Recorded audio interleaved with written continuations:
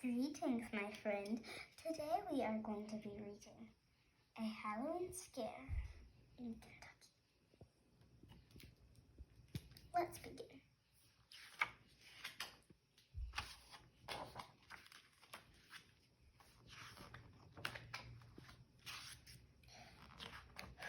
Before we get to the actual story. Prepare if you dare for a tale full of thrills. The time when Kentucky gave everyone chills. A night filled with sights that are best left unseen. You ready? You sure? This was my Halloween.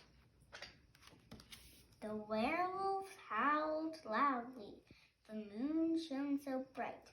I stayed in my bedroom with the curtains shut tight. My heart started pounding. My knees felt so weak. But being a brave kid, I just had to peek.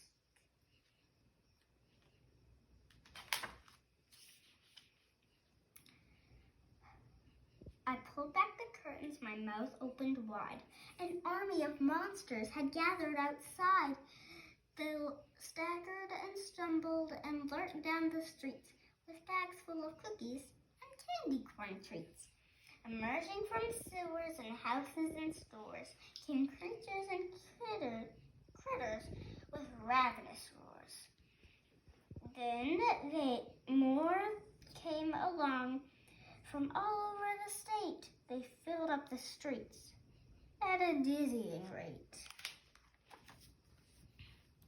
From Louisville, Lexington, Georgetown, La Range, the weird and wonderful, freakish and strange, they all gathered together for one spooky night to seek out the living, give them a fright.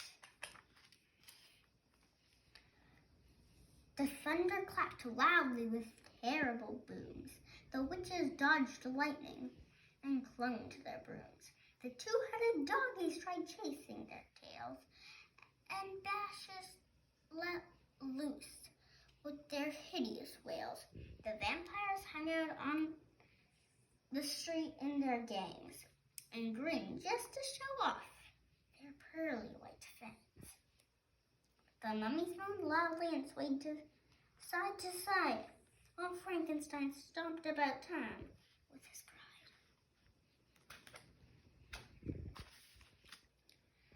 A giant red chicken arrived in Kentucky. You knew from his walk he was fearless and plucky. He strode down the street and was heard to be gloating. You'll never get me in a crispy crumb coating.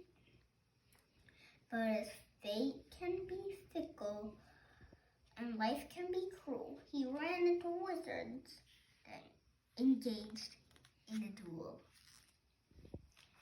He wanted to run but had nowhere to hide. A magic bolt struck him, and now he's deep fried.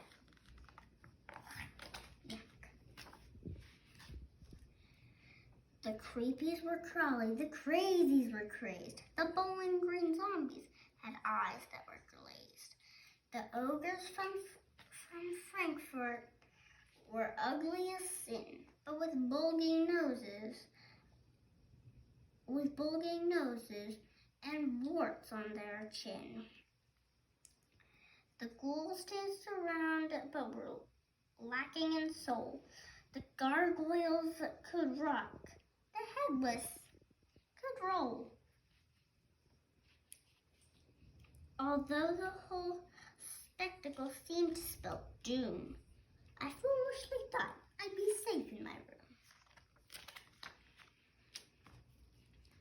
But then something happened that made my heart jump. From somewhere below me, I heard a big thump. I froze for a moment, quiet as a mouse.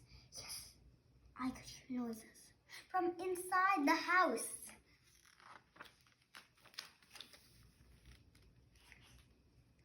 I put on my slippers and pulled on my robe. I shook like a leaf, but I don't think it showed. Then slowly but surely, I crept down the stairs, prepared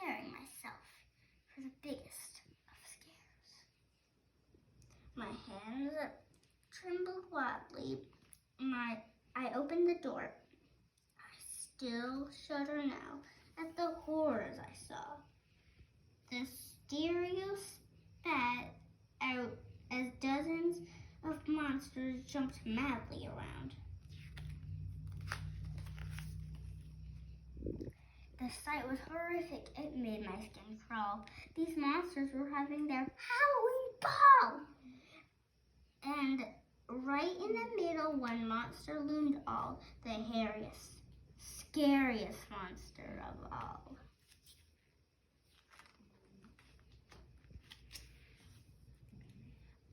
He turned around and saw me. I fell to my knees. I'm not very tasty, so don't eat me, please. He beamed ear to ear and broke free from the huddle, ran over and gave me a big monster cuddle. At last we have found you, he said with a smile. From Florence to Mayville, we've looked for a while. We came here to give you your wonderful prize. He held up a trophy in front of my eyes. A prize? And for me? I replied with a grin. But what did I enter? And how did I win? You've won the first prize for the costume you're wearing. It even scares me. And I'm tip-top. It's scaring. This isn't a costume. I'm just dressed as me. Exactly. The scariest thing you can be.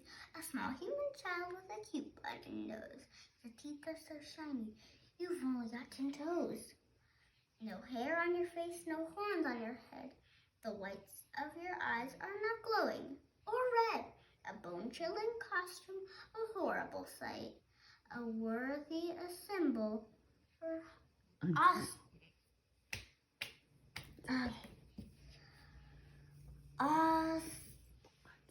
ensemble for Halloween night. Sorry, tricky word.